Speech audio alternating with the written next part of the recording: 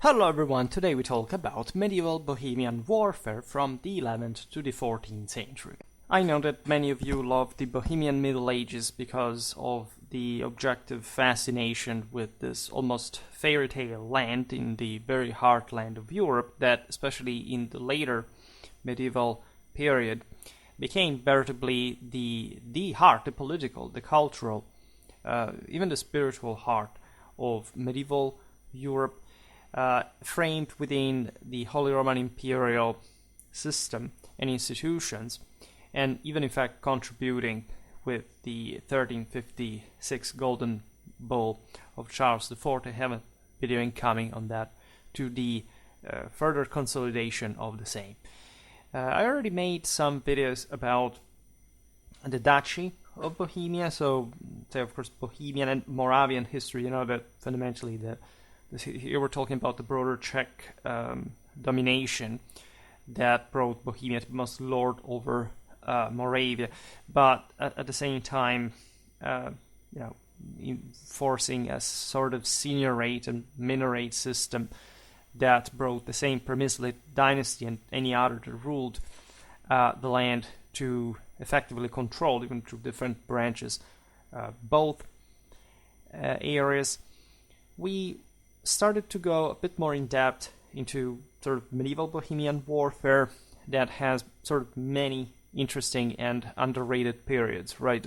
Personally, that I told you many times, I wrote a master thesis about the Battle of Markfeld, also known as the Battle of Dürnkrutt and Jedenspeigen, 1278, where the Bohemian army was crushed by Rudolf of Habsburg and Ladislaus IV of Hungary, and that I would like to make a series on, reading straight from my own thesis in translation, which is a way really to know that period in depth, like in opening to other considerations.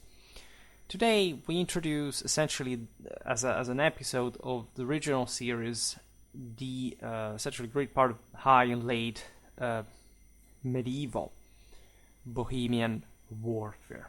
Right, many people are fascinated, especially with the Hussite wars. I am too, to a degree, but I think that as many different sort of more, let's say, hotter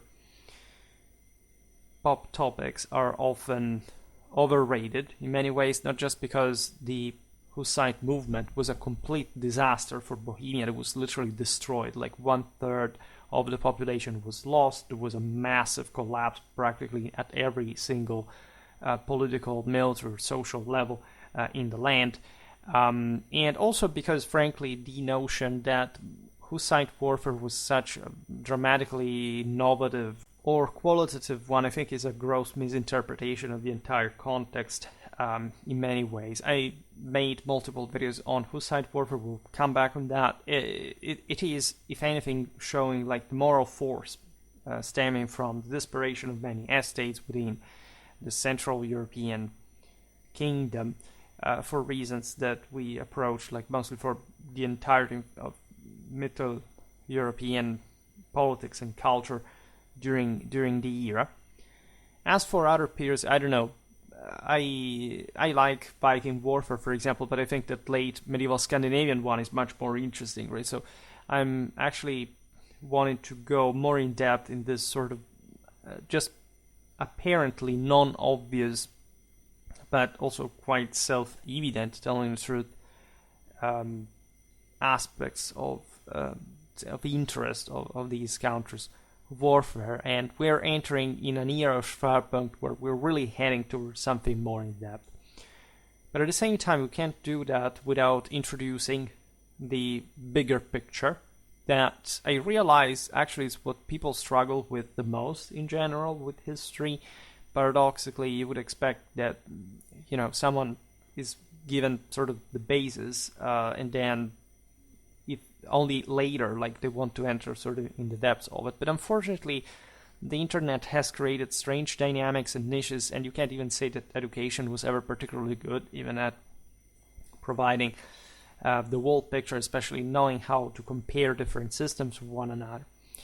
And the Kingdom of Bohemia has so many different points of interest. Telling the truth, one could point out that there wasn't anything particularly specific or differentiating, say, Bohemian warfare from the rest of, say, in this case, the Western Slavic one, but to a degree of the Czech lands, also from parts of Germany, which would be as such a characteristic, meaning that Bohemia was the single most Germanized of the Slavic countries, the one that achieved a greater and earlier compaction, in part helped by the sort of well-outlined boundaries. It wasn't also an overly extended territory, but it had, this is especially in the later Middle Ages, when particular the mining centers were started being at some point discovered, or being properly exploited. A considerable amount of resources was well located in the center of Europe. As I was saying at the beginning, it's this sort of filing rank meme of every kind of kingdom kind of appearance that Bohemia has to make it that fascinating, and more. Like if you have visited Czech Republic, you know how true that medieval vibe in so many instances it is, right? I remember before going to Prague that I had, since I was little, I heard about this thing. Oh my God, Prague is so magic. There is all this mystery, these things, how special it is. I said, how much can that be? Why about Prague and, really not any other city? Then I visited Prague and I said, oh, then I understand what it said. And it's really that beautiful as it sounds. Always remember that the true great cultural capitals of Europe are Paris, Rome, and Prague, right? For different reasons and roles. And you can argue that much of that Bohemian mystique and sort of mystery and charm does stem in the very roots, in the very bowels of the Middle Ages that the land sort of even represents. So today we will talk in very briefly, for this reason in part, about the Bohemian and Moravian War. We will essentially talk about the Kingdom of Bohemia, so you have the Mark of Moravia as well. I made multiple videos about these lands in the regional historical series. Today we deal mostly with warfare again, but without pointing out a tremendous amount of differences from what we have seen, for example, in the episode about German warfare, because there isn't such a radical divide after all. However, it is true that since Bohemia was a Western Slavic country, it was slightly lagging behind compared to Germany, compared to properly, in fact, Latin, Germanic, say Romano-Frankish Europe, but being at the same time the system that more readily and successfully integrated that in the fiber of its historical identity. Right, there were lots of Germans in Bohemia, especially in the outskirts. You can't even simply distinguish who's German, who's Czech. By some degree, we have seen how the Ostsiedlung at some point was really a sum. Like sometimes a town was declared German because of local right, but of course there were Slavs and Germans simply coexisting and blending. There is an entire playlist dedicated to this, and one about medieval Central Europe as a whole, because the concept of Central Europe is key here, right? Many people do not distinguish this. They think that there is some sort. First of all, people are obsessed with Northern Southern Europe, but the truth is that the greatest divide in Europe, especially today, is but also at the time, was between the West and the East. But the other notion is that we should see Europe just on the basis of sort of the West and sort of post-socialist Europe. It's not like it's not useful, and in fact a great part of that West and East divide does pass through here, but historically and traditionally there is a very specifically outlined region in the European heartland that is in fact Central Europe, that must not be confused with, in fact, a broader part of the West per se, like some characteristics are really and constitutively separated from especially the main, like England, France, and beyond. These were sort of medium-developed kingdoms at the time. They weren't as populated, connected, rich as Western and Southern Europe. They maintain a degree of, say, of combination of alchemy, in fact, the one that will make that sort of picture of the Bohemian sap of Europe, like in Wallenstein's times, like the sense that the median place is sort of privileged by a degree. But in many ways, there is a layer of Slavicness that separates importantly itself from the Romano-Frankish world, right? That is definitely more ahead per se, right? The story could really start from, in fact, the Slavic migrations, etc. We just point out here from our timeline that both the Kingdom of Bohemia and the Mark of Moravia had been under Polish rule early in the 11th century, right? These territories had not consolidated in sort of a very fixed, stable political territorial fashion, like, say, in Germany, which was already like pretty messed up, like in that, say, in that monarchic sense, compared to, in fact, the Western kingdoms in general.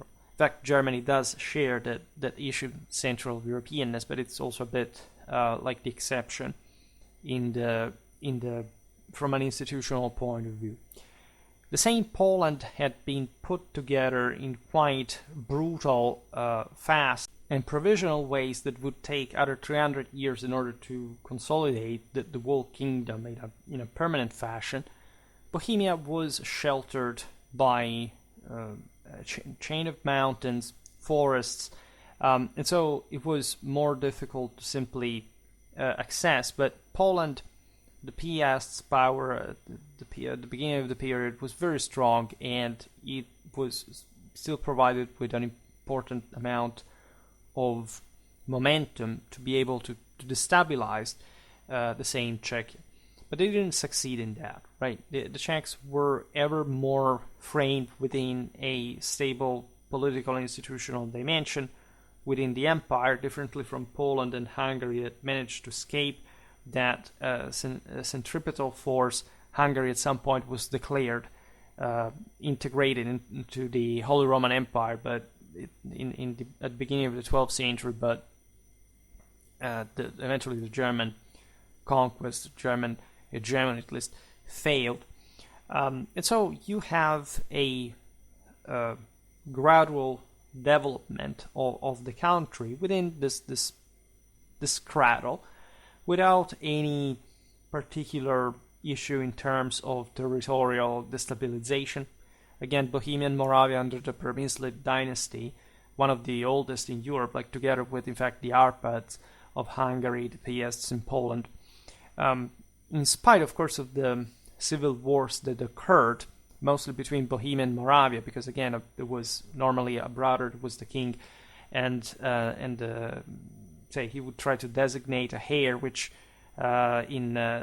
normally in the Slavic world would have been his brother rather than his son, right? And so there were all these issues during the feudalization, sort of the westernization of the system, to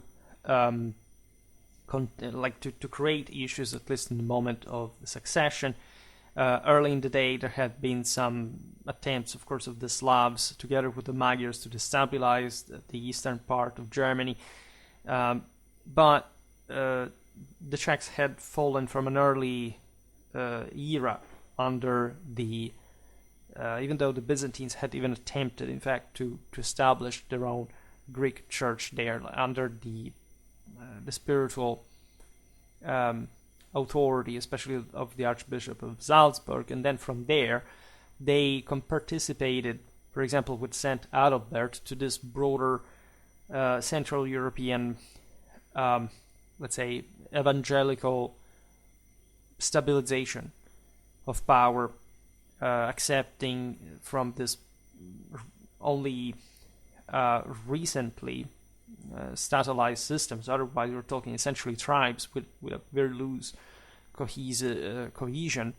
The affirmation of proper monarchies, the sort of the shared also cooperation against, for example, the Baltic pagans.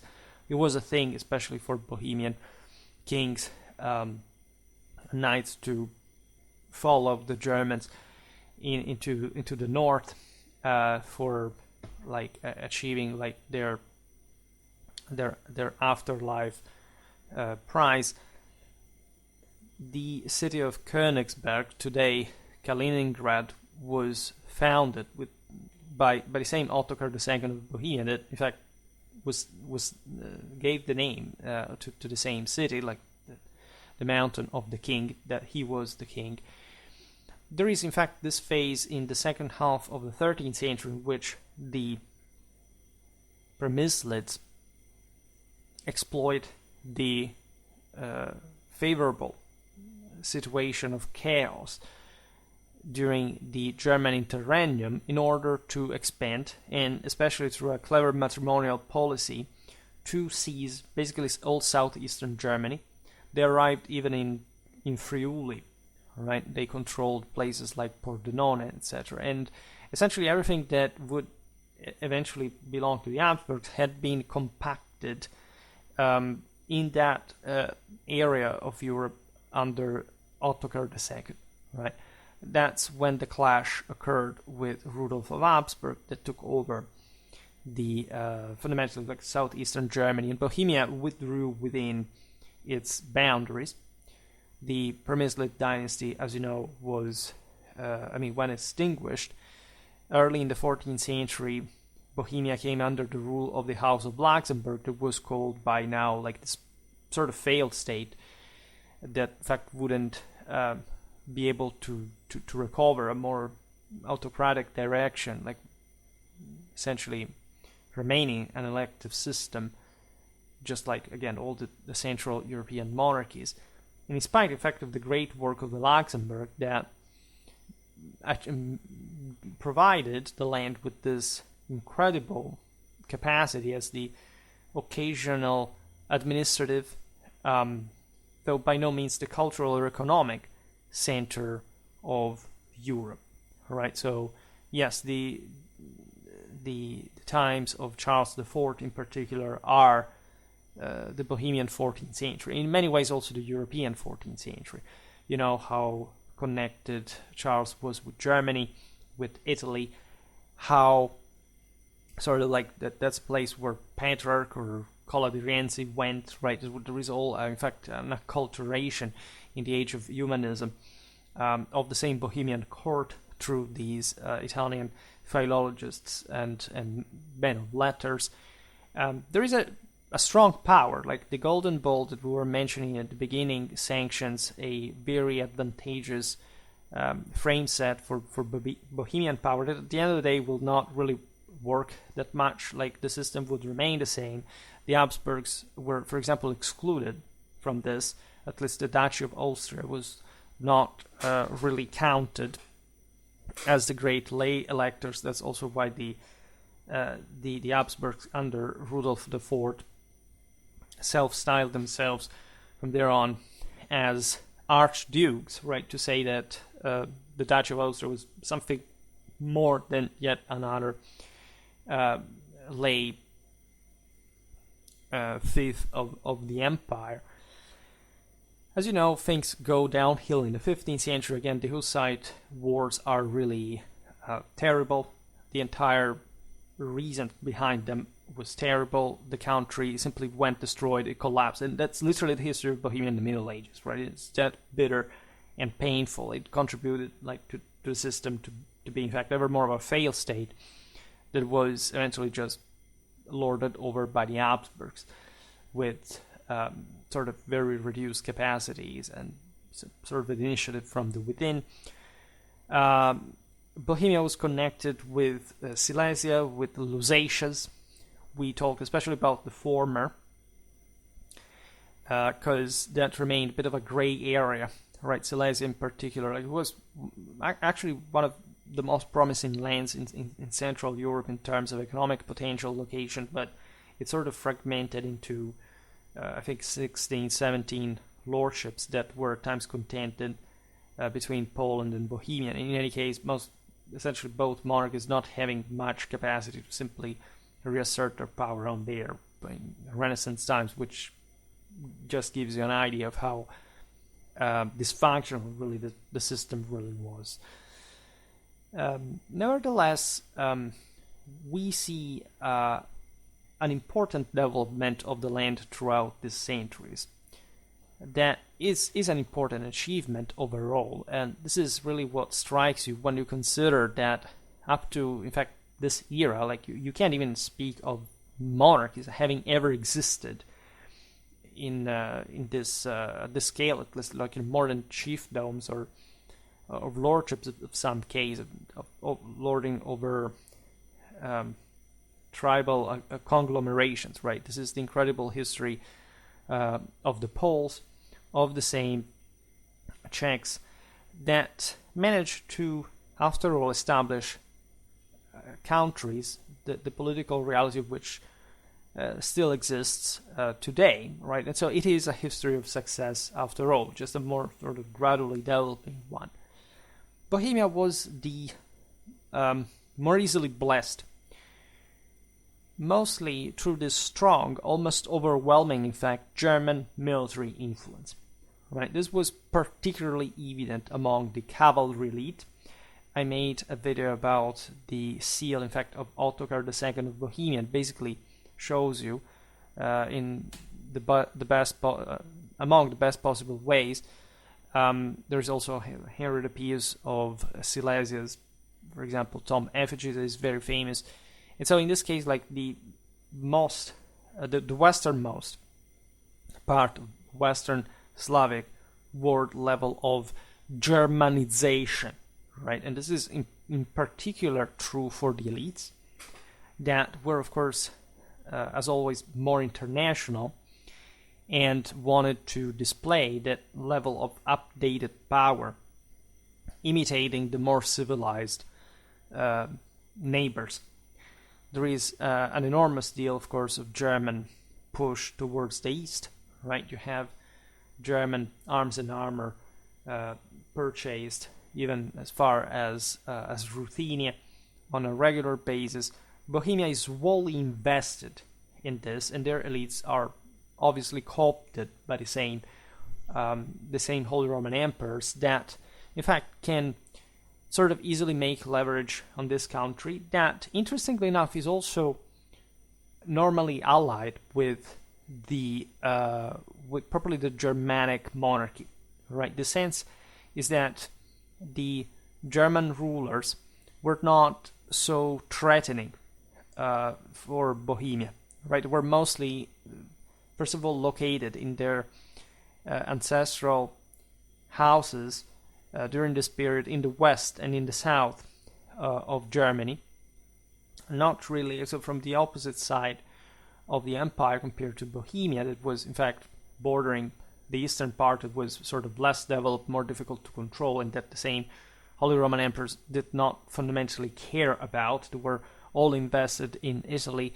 The Bohemians participated, for example, to the imperial expeditions under Frederick Barbarossa and more, and they saw it essentially as an investment to back the German monarchy, because this would in turn recognize the Bohemian one and avoid that all those German princes in between, sandwiched mostly in the northeastern part of the kingdom, would aggress the same Bohemian, destabilize the system. In fact, the Germans were pretty annoyed by the same civil strifes that routinely occurred in Bohemia. They wanted this country to stay safe because they knew that any kind of instability would have brought to some further German infiltration from the side of at least unwanted vassals, right, of the king, of the emperor. It's not like the emperor himself did not ever invade Bohemia, or that the Bohemians even didn't give problems to the Germans. But at large, the settlement would mostly consolidate this recognition of cooperation, and especially like the Bohemians were very loyal to the Hohenstaufen almost till the end. That's how they actually got their royal title within the Holy Roman Empire, right? Which is very relevant because fundamentally this is the only true monarchy within the Holy Roman Empire. You know that the Italic and the Burgundian kingdoms had basically lost a local capacity, at least to elect a monarch on their own. And as we were saying before, at the time of Ottokar II, technically the Bohemians are the most powerful entity in the empire, right? Even more than the Germans, at least considering that these were chronically divided, right? And were not doing anything to prevent the in fact, this Bohemian consolidation in southeastern Germany had, in fact, Rudolf of Habsburg intervened, but in a time in which, in fact, rulers were chosen from the German side, mostly not to give problem to the princes that were at that point sort of stealing all the public prerogatives and contributing to the collapse, in fact, of a central authority and the role of Germany internationally. So that's the messed up situation. This is especially like 13th century history, right? Especially that level of Germanization by this time is fundamentally complete, right? The mailed horse armor is practically the same in Bohemia compared to Germany. Likely we see greater sort of simplicity from the Bohemian side at large in their military organization, and in fact we think that the same panoply of the elite that is at this time actually one of the few indicators that we have for understanding the actual sort of face of the Bohemian armies were probably less less available, right, and more costly in Bohemia than in Germany. But again, the elite was fully now within that Western outward look. This is true. Say Poland will take some more time, like the 15th century. Bohemia has really an easy path to this because of the privileged access, let's say, to the center of imperial power and in its political relations, and it's also just geographically speaking closer to civilization. It's a heavily feudal land, even though this feudalism has arrived later in a more imperfect way than in the West. This is actually what and paradoxically has sort of allowed the this is also for Poland and for Hungary, like the respective ruling dynasties to maintain for such a protracted amount of time the control of the systems, right? Unlike Germany, that is a much bigger system, but is in fact for this reason even more difficult to keep together, considering the greater force that emerges from the various parts of the land in a much more early feudalized system that has now no means basically to disentrench like the various princely houses from their own alloy, from their own personal possessions. There is an attempt still by the 13th century to create some sort of public authority over this essentially feudalized tribes in the Slavic lands. There is actually a divide between, again, German and Slavic Europe that cannot be so easily dismissed, even in the sort of much more hybrid case of Bohemia, right? There are sources that stress this, like the Slavs had say, well, the Germans by the 13th century were all about, we are Romans, we are feudal, it's all about the mendicant orders, the relation with the papacy, etc. The Slavs were still talking about sort of, tribal, sort of ethnic ancestry, they shared some sort of predatory character of the Germans from which they had to be to shelter themselves. So this is very interesting because especially by the 13th century, indeed, the German world had been expanding a lot. And even though the enmity towards the eastern neighbors had somehow decreased, also because of the full Christianization, the full stabilization of the system by this point, and the same shared, again, papal relations of these powers, there was a sense that, especially, in fact, in Central Europe, there wasn't really a boundary that you could stabilize, like, the lines between these powers. True. Objectively, Germany does not have an eastern boundary. In many ways, it's purely conventional what kind of boundary you want to give to Eastern Germany. It was for this reason also a more private oligarchic world. There is a level of archaic primitiveness, even in the Germans, even more in Western Slavs, that is still very much about this idea of errant knights that can at times be the same Bohemian kings. Think about John of Bohemia, like the guy who literally fought and died blind at the Battle of Crécy. That is just sort of fairy tale example almost from his, from Lithuania to Italy, from, in fact, Germany to France. But that reflects the lifestyle of many of the local knights. There is a phenomenon of Germanization of some land that had historically not actually, in areas that had not so easily been sort of intended to belong to this system or another. One of these lands is Silesia, for example. You have different houses within the same Bohemia that tend to, for example, sympathize more with the Germans, or at least with the German power abroad, to sabotage the monarchy. For example, there are the Witigonen, that are a famous Czech clan, very powerful Czech clan that essentially row backwards compared to Ottokar II while he is fighting to defend the same Bohemia against the incursions. The Blitzkrieg of Rudolf of Habsburg was really impressive. The Witigonen will become the Rosenberg, that as such illustrate like the Germanization of many Slavic names, in this case actually changing the name entirely, but there are still some sort of German names that are, however, evidently derived from Slavic ones, or at least that Germanization of Slavic names,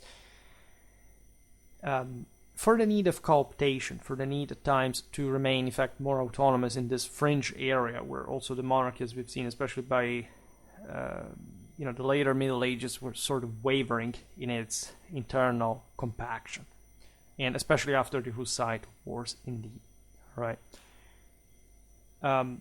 So aside from the elite, we definitely do observe that the Bohemian military equipment remained old-fashioned compared to that of neighboring German provinces well into the 14th century, and that actually the timeline of certain armor typology adoption in Bohemia compared to Germany, of course, was later, was shifted ahead.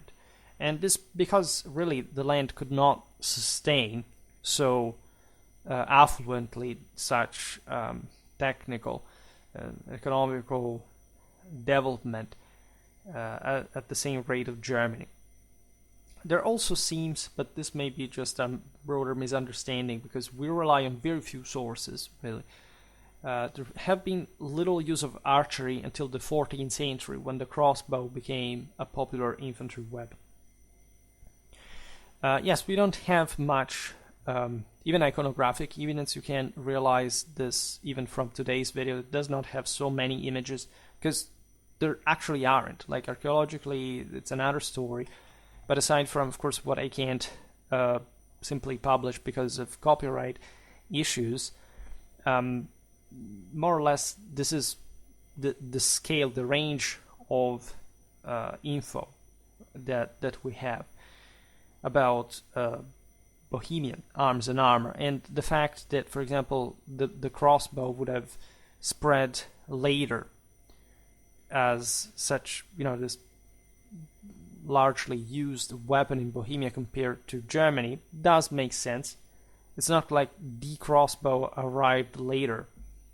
The crossbow had always been there, also among the Slavs, right? We don't have to think that since the preferred weapon was normally, in fact, the simple bow, or also something more robust, like the crossbow is something that needed to be invented. Like all these peoples in Europe, like had always had this weapon since antiquity, and it's just like some pop culture misconception that makes us think otherwise. But indeed, there is a more specifically political and social reason why you don't see these weapons so often around. That is to say that Central Europe does not have a particularly developed urban community, right? The cities are a novelty of the Middle Ages in some cases, probably, like aside from the previous Slavic hilltop forts, probably from this time onward, there hadn't been the Romans here, except like as invaders at some point, not to stay. And so the general control that the elite had, like the oligarchs that mostly opposed this, also the compaction of the monarchy, had on the rest of the people was much greater, right? You know how autocratically brutal the establishment of these Central European countries was. I just made a video about the German Peasants' War, showing how it was completely normal to treat peasants, to think peasants as animals, right?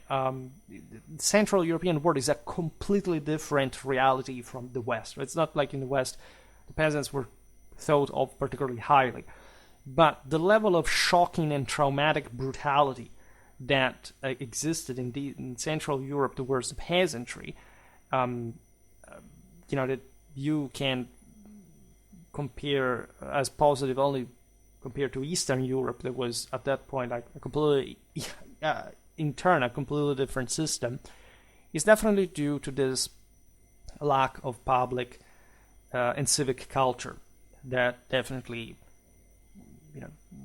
Central Europe does not witness. These are less developed places, mostly lorded over by some people that control almost everything, and the peasants are basically all just serfs, right?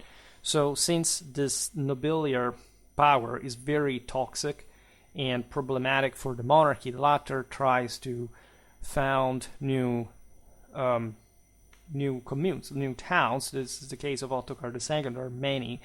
České Budějovice, for example.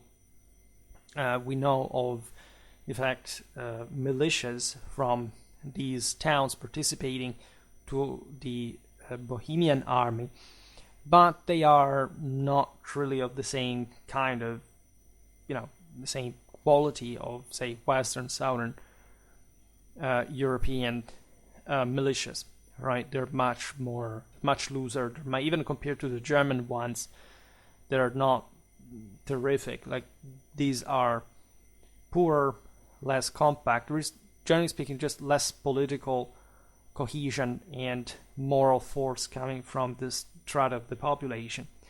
And so the great medieval civilization grows until the 13th century. After this, not much is re-achieved, especially in terms of these local liberties and autonomies. It's not like there weren't towns that were important, etc. But if there was any autonomy to be enjoyed, it was mostly because of the weakness of the same nobility in a strictly material sense, which was reflected by the same monarchy at that point, and not really changing, in fact, this broader relations. And so you could still be somewhere autonomous, but just because objectively there wasn't much around to further develop with an overabundance of resources. So yeah, it is pretty crude, all in all. Bohemia is also the country in Slavic Europe where you see less of that autocratic steppe flavor. Let's say that the Czechs are a bit more sophisticated because of some greater German administrative influence, but even they are pretty, autocratic and iron-fisted, and again, the brutality of the nobiliar methods are very well shared by the same monarchy, because, say, Ottokar II, for example, was basically obliged by the same nobility to rebel to his father when he was still in charge in Moravia. And this is what, however, prompts him, once he becomes king, to try to curb this influence. Apparently, paying for it at the same Battle of Markfeld, because we think that some Bohemian noblemen deserted him during the battle, or at least were probably not even that useful to the struggle. He apparently also sacrificed them in the first line against the Magyar horse archers, sitting there getting shattered by the horse archers and being humiliated without even a hell of a charge. So this general backwardness, this generally archaic and primitive character, seems to be mirrored also by the fact that firearms came late to Bohemia as well. At least they're not mentioned. I don't know how far historiography has gone. Surely firearms in Bohemia existed ever since they existed in Europe, right? But they're not mentioned until the early 15th century, right? We have surviving examples in Czech museums dating from the 14th, but in general, even the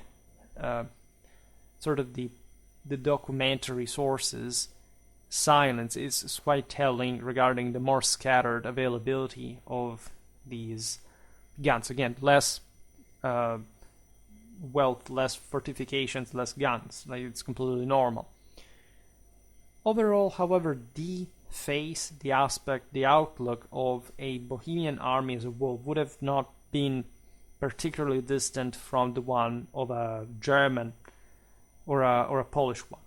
The Czechs do not have a lot of steppe influences.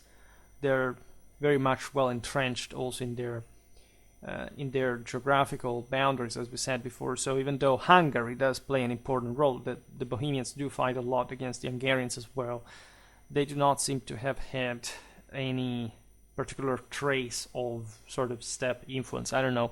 The Hungarian knights still in the 13th century, as they were fully westernized, they still had, for example, the short stirrups, like in the steppes. You find quite interesting phenomena, including the kumans that were in fact used at large by the same Bretislaus IV against Ottokar at Markfeld. There are so many clashes along, in the Markfeld in general, between the Germans, the Bohemians, the Hungarians, but essentially the Western Slavs are going to be Western Slavs, right? And as such, they are more similar to one another than to other peoples around. For the rest, again, we will see this surely in better videos dedicated to the army organizations, tactics, because that's what we do on Schwerpunkt. You know it very well, but in some books you don't even have an actual distinction from Germany. The sense is, okay, this is Germany and Bohemia, more or less they folk like that. And yes, this is the most straightforwardly typical type of sort of broader Western army. An elite of heavily armored knights, some lighter cavalry, and then heavy infantry plus missile troops. Again, with essentially the numerical prevalence of the heavies. Again, Western Europe. This is Bohemia. Again, you can have poor equipment on average, yes, from the Western Slavic background, but overall, in the military essence, it's basically not different from German troops. And yes, of course, if you had a taped testimony of, I don't know, a 13th century Bohemian army, you would see from a strictly anthropological fashion, just even apological point of view, so many interesting things. Like, for example, we don't know too much about how, I don't know, the Bohemian peasant levy would be equipped.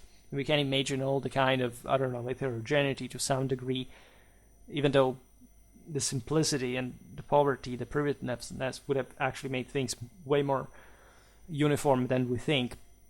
But this is a bit the problem we have for all peasantry in Europe, largely speaking, and it's almost impossible to give a quantitative dimension of that wealth and that level of heaviness, etc.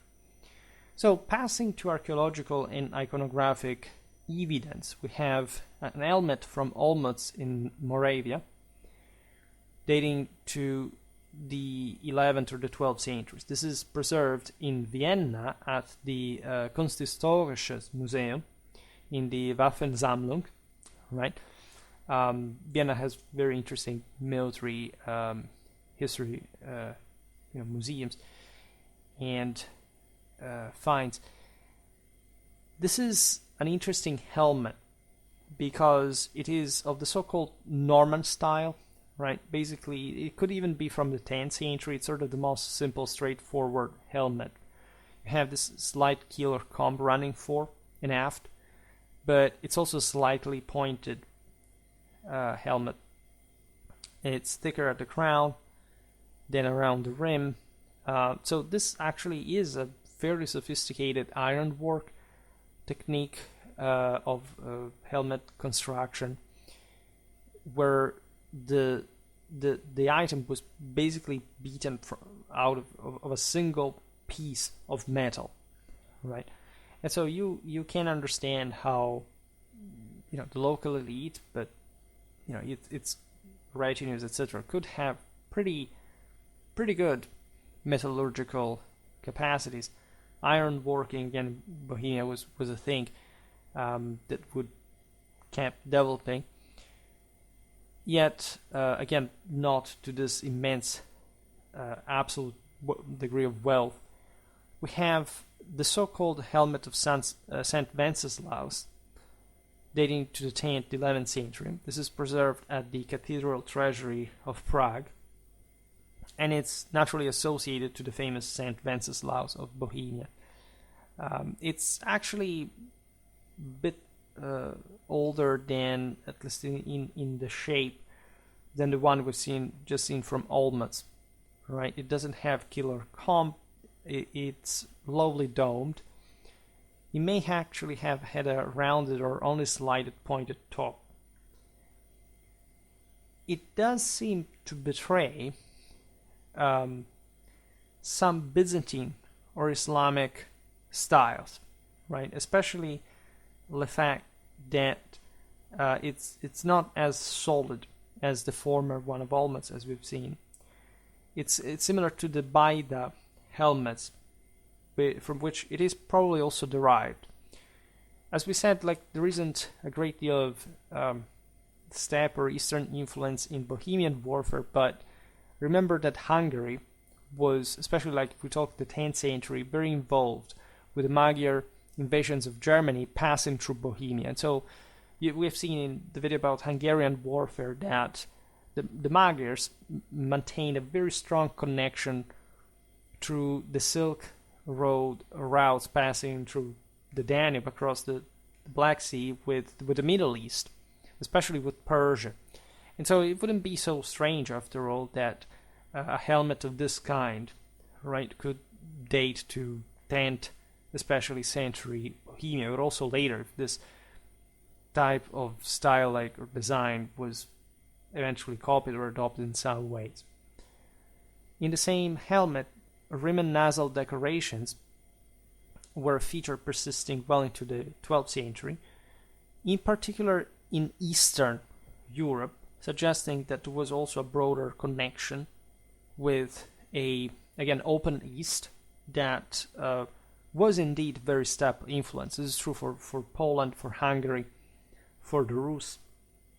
even before, of course, the Mongol invasions. And as we've seen in many videos about these regions as well, there definitely are steppes influences that may here just be appearing as some minor style or trend in some Bohemian weapons, but mostly just in the early period. As we'll see, the more we go on, the more westernized Bohemian panoplies become.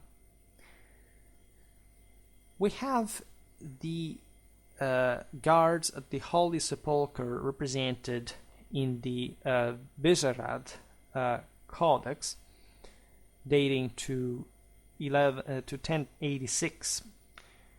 This comes from Bohemia. It's preserved at the University Library of Prague.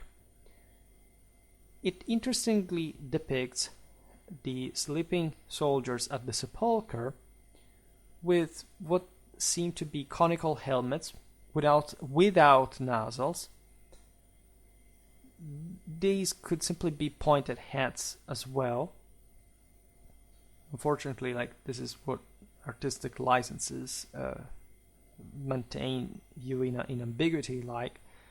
There is no apparent armor. This is something we've seen for example, also in Poland in the famous, we're more or less in the same era, like the Gniezno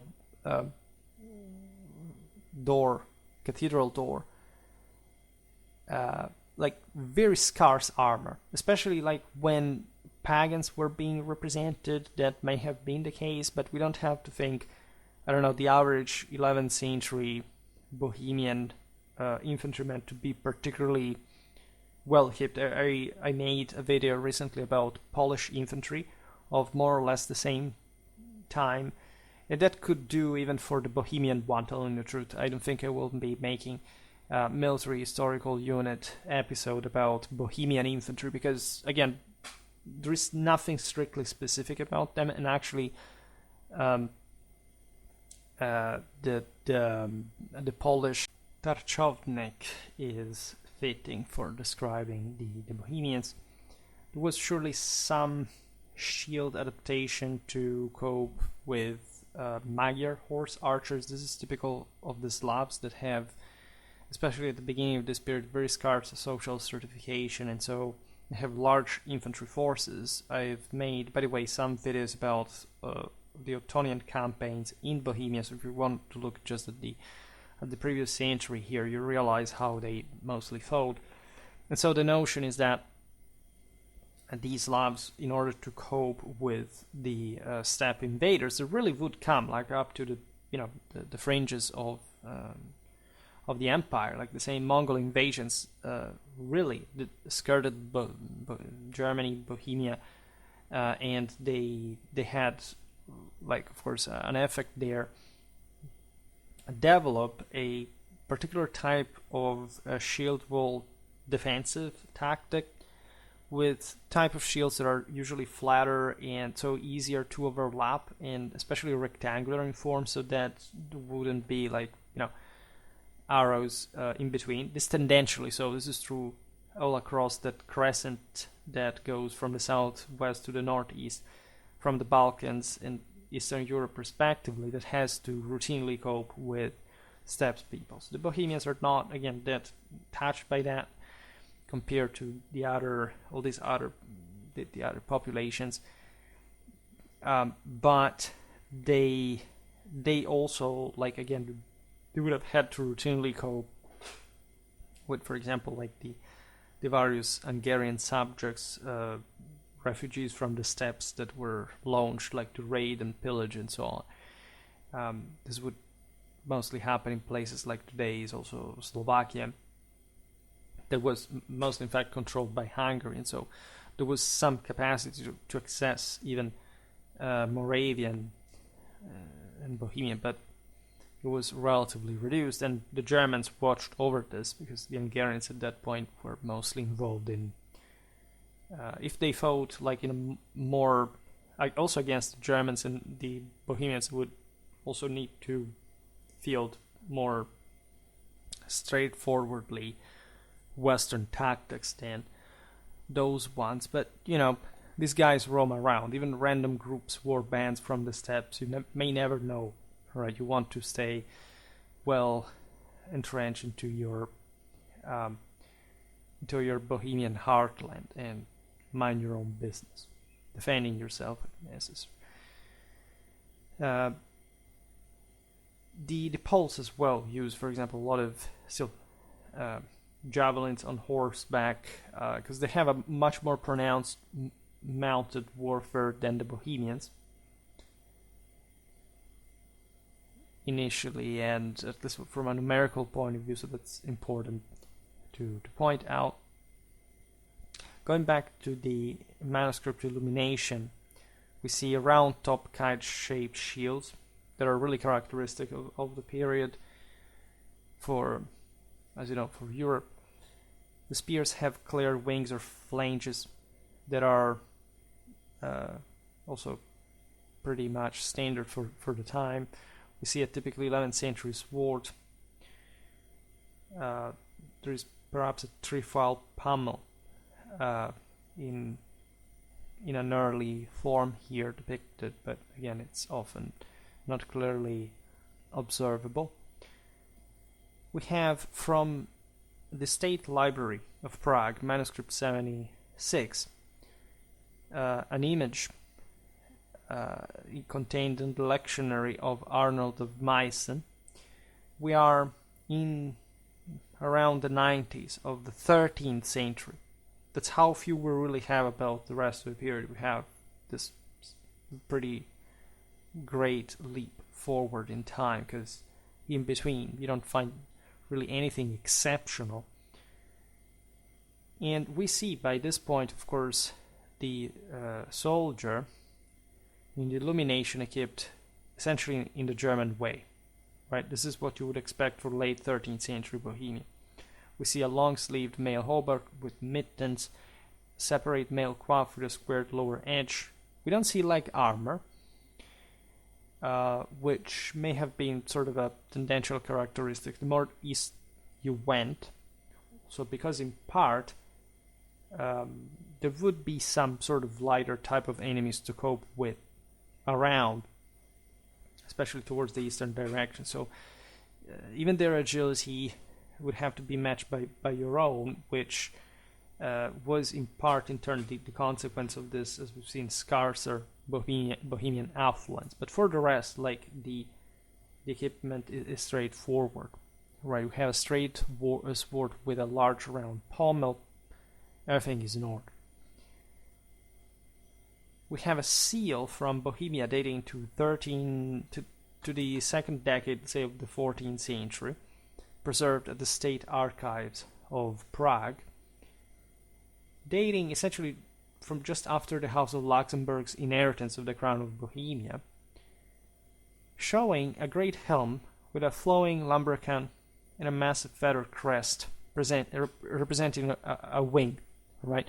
We should point out that especially among Eastern Slavs, but this is the case for also Germany, it's for all of Central Europe, there is a veritable obsession for eagle or peacock crests, right? This was steppes, residual, let's say, that really dated to the mists of the migration era, of the symbolism of you see the concept of the Polish winged hussar, that some people say that didn't really exist. They did exist. Think about the Ottoman dailies. Like this stuff was around in the air. Again, we don't have an excellent documentation, but a sense that these knights had to basically embody the Holy Ghost, naked, winged glory, victory herself, and so being literally flying with this, especially with eagle feathers, but also like peacock ones,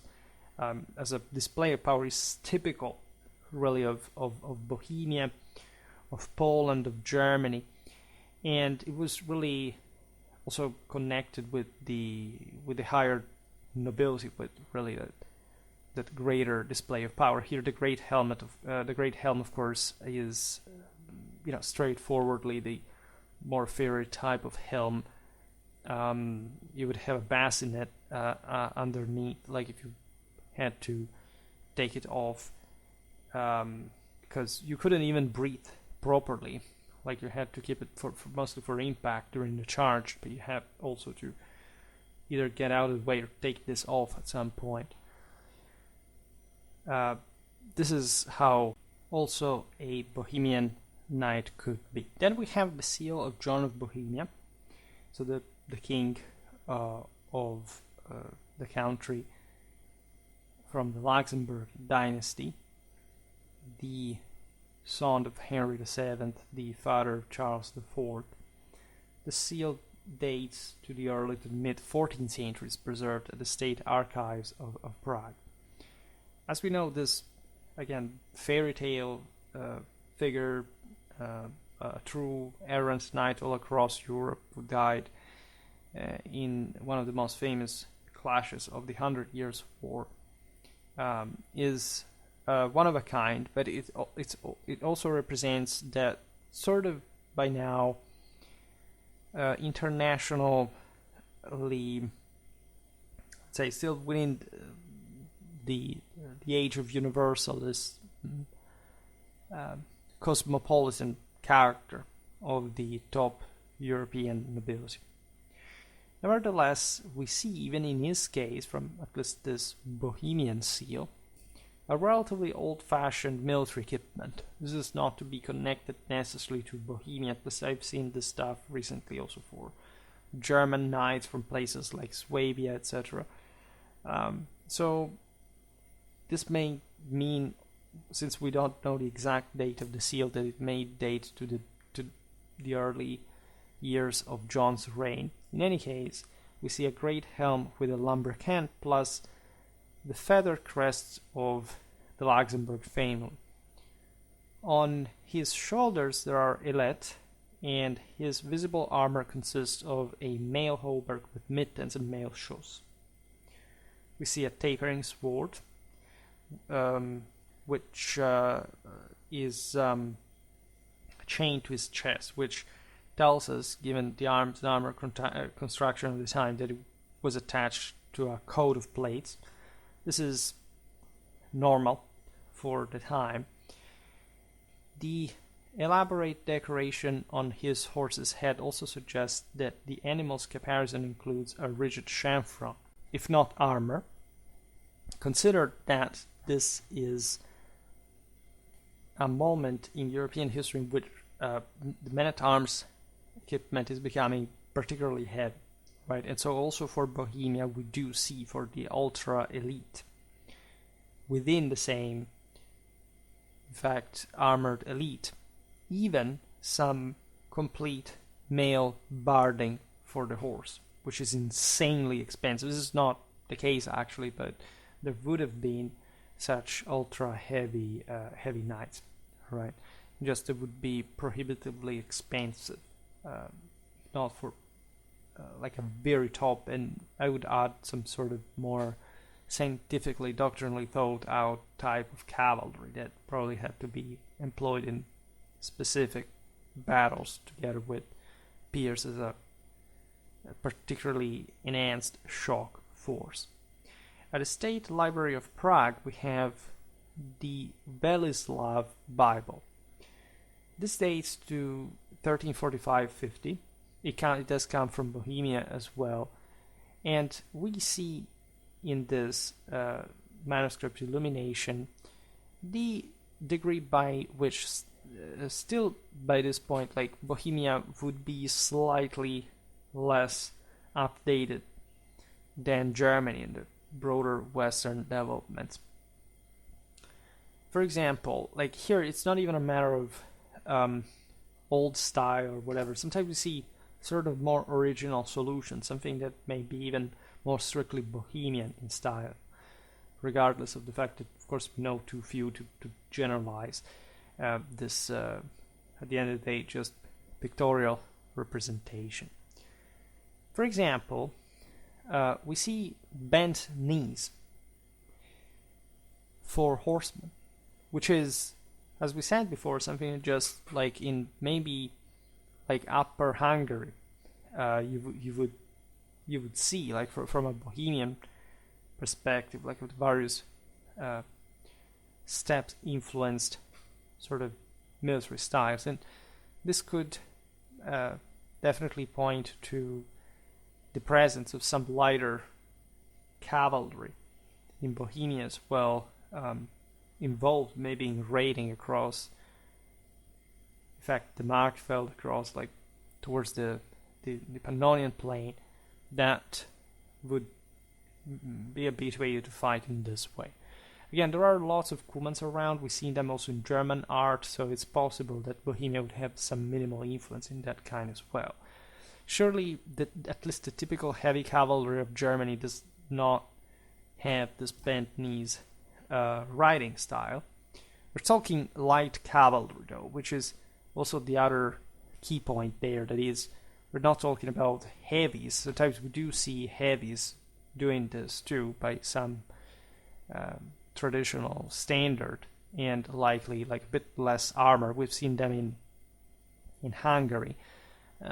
The more east you go, the more you see that. But it's interesting that there would be some lighter type of cavalry that would specifically appear.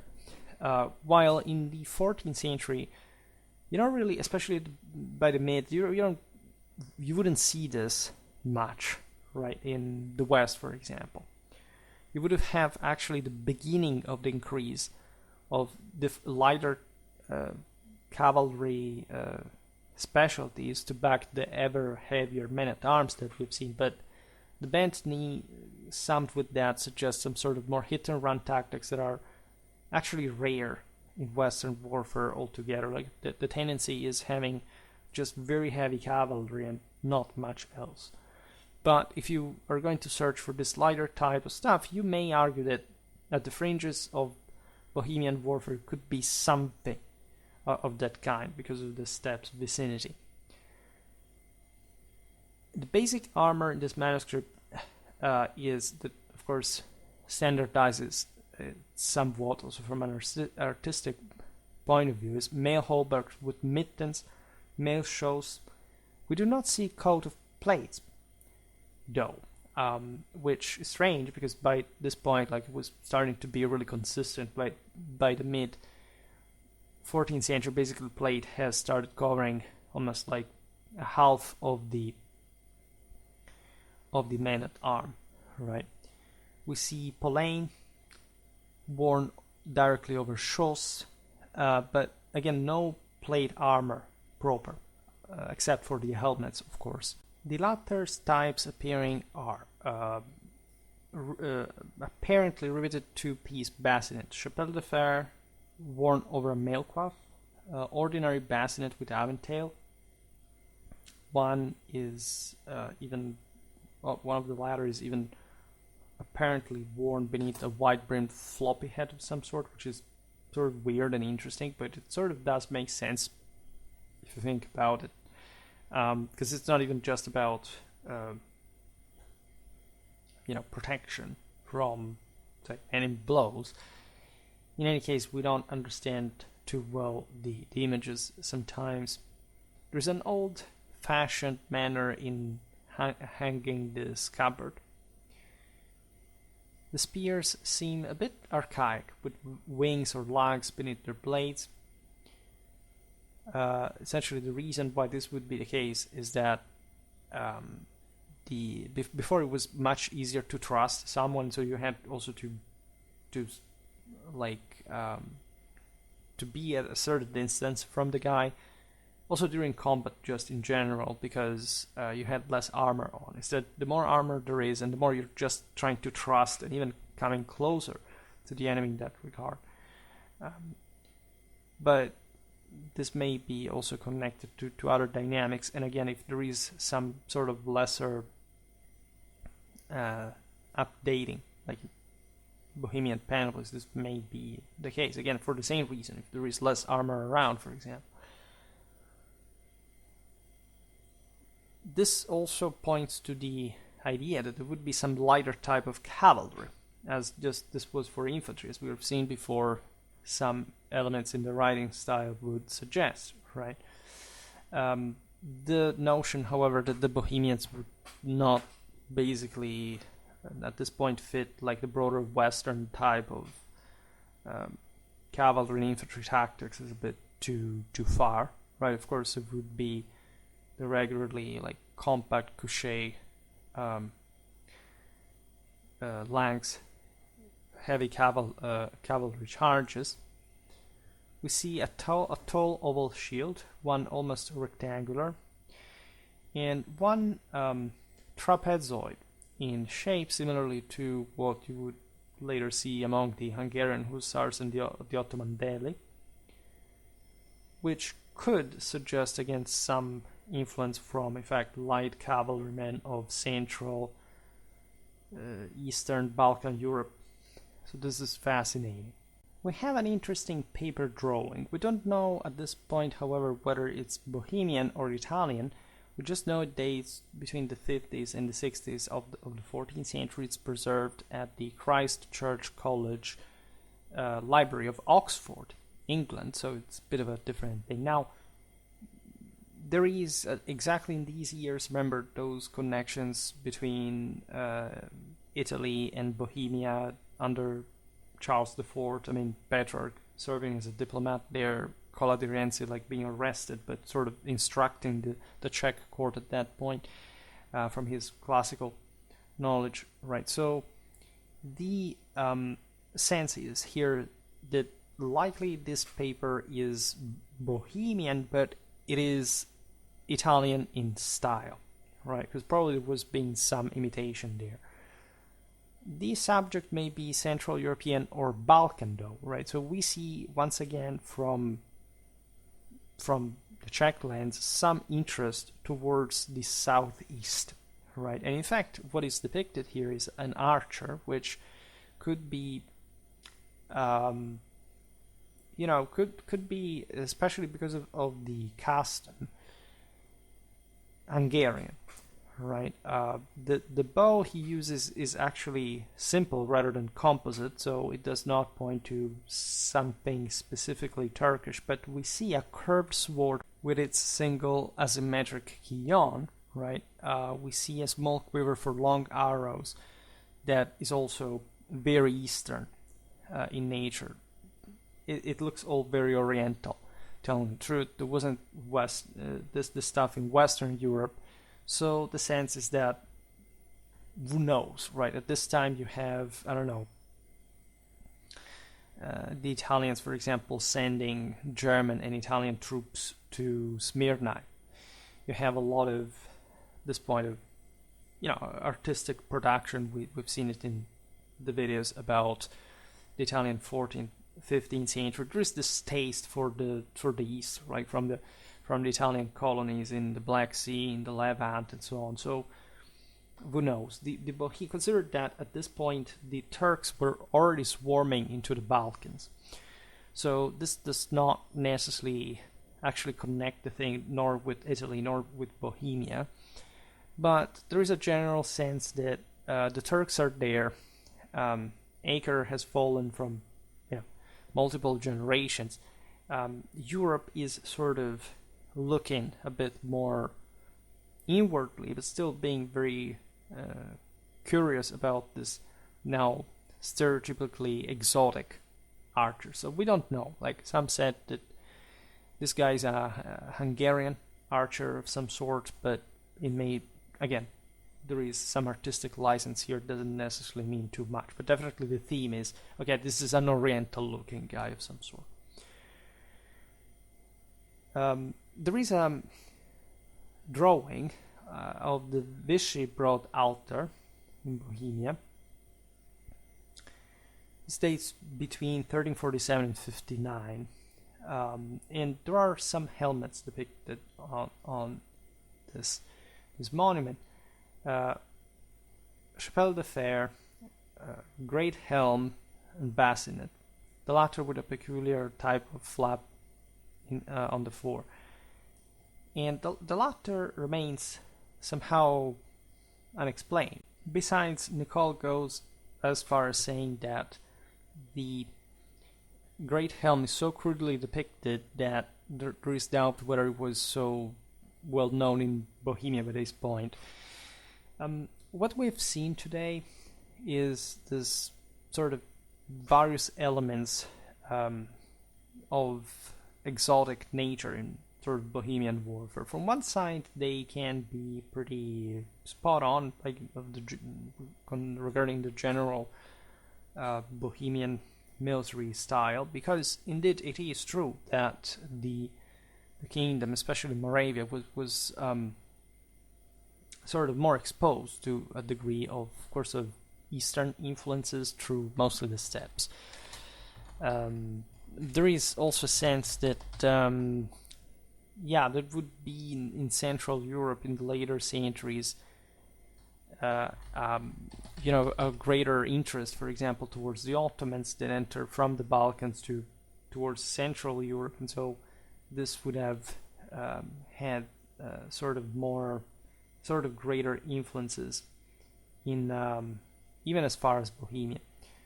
My impression from Bohemian warfare is that regardless of this possible influences across Europe, after all, like even Galicia is pretty close. Like there are again the same Mongol invasions at this point going on.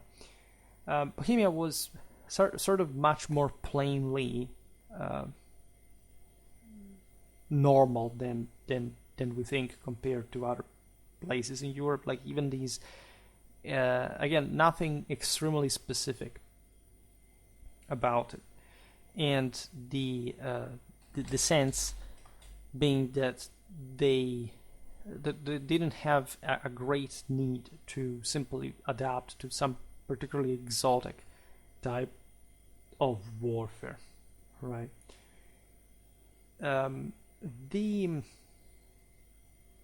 The take of mine again is this level of conservatism, almost, that makes us, appreciate a country that was mostly coalescing through this important history that we've seen, of course, briefly at the beginning, and especially in the videos that we have made on the region, right?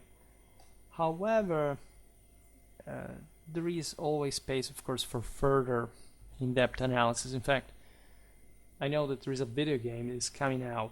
I think it's Kingdoms Count the Deliverance or something, that is set in late medieval Bohemia. And I'm quite instrumentally going to make perhaps some special on medieval Bohemian warfare, not all on the Hussites, telling the truth that, as I told you before, I don't particularly like it.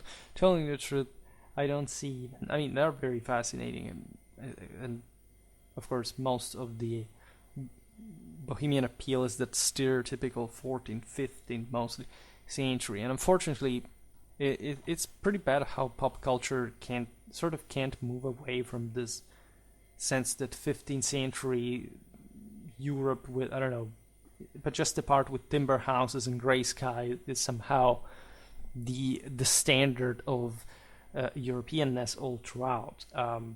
In a sense, these were peripheral areas, right? Bohemia would reach this peak again mostly in the 14th century, but otherwise the 13th is also, like, mostly, like for all countries in Europe, the peak, right? And there are particular political reasons that bring this country at the center, like of the political balance, especially in Central Europe, especially in Germany, right? But at the same time, it's not like an enormous pool. It's still mostly concluded within itself, and so also these adventures outside do not end particularly well, and there is no other time, like in Czech history, when there is any sort of expansionistic dynamic. This is a country that is formed by this point, basically remains the same all throughout, and so that to me is much more telling than any other subtlety that you can find here and there. Again, then iconographic sources are useful, but in order to understand Bohemian warfare better, you must get into the depths of it, which is something that, again, I'm very, very prone to do. I think we can easily get there and, expand further just through the cycle too that will come. We'll cover all the single battles of the Hussite wars. There are also just, yes, relatively the single most important medieval Bohemian warfare chapter, right? But again, I would also look at the 13th and the 14th century, because there is really a lot of pretty sound content that I think will clarify why such stuff is so relevant. Now, for today, however, I stop it here. I just hope that you enjoyed this video. If you did, please share it, otherwise leave a like or subscribe to my channel if you're interested in my upcoming content. As always, I thank you heartily for listening to me. I wish you a nice time and see you next time. Bye.